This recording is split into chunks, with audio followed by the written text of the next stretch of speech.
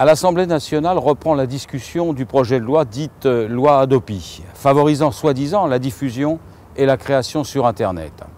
Je m'oppose fermement à ce nouveau projet de loi. Celui-ci est en effet inapproprié et dangereux. Inapproprié car il se fonde sur un constat erroné, s'alignant sur les intérêts des grandes maisons de disques telles que Sony et Universal. Le gouvernement affirme que le téléchargement illégal est à l'origine des difficultés que connaîtrait actuellement l'industrie du disque. Or, rien n'est moins sûr.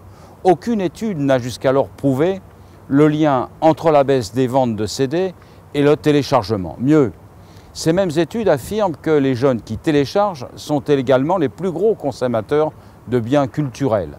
De plus, la grande industrie musicale se porte très bien. En 2008, Universal a fait plus de 400 millions d'euros de bénéfices. Deuxième constat, ce projet de loi ne protège pas la création. D'ailleurs, rien dans la loi Hadopi n'apporte de solution pour rémunérer correctement les artistes.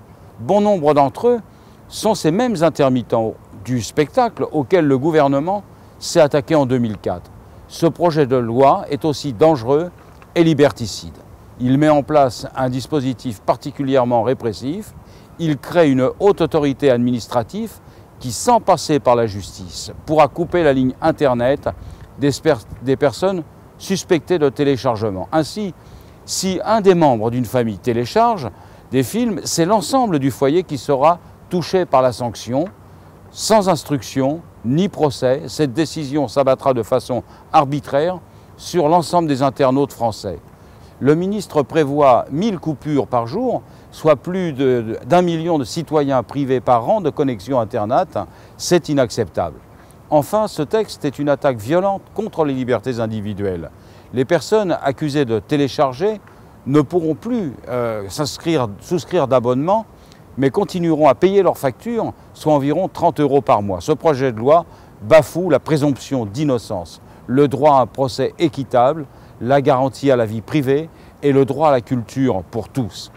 En s'attaquant aux internautes, il va à l'encontre de la modernité et de la dynamique de notre société.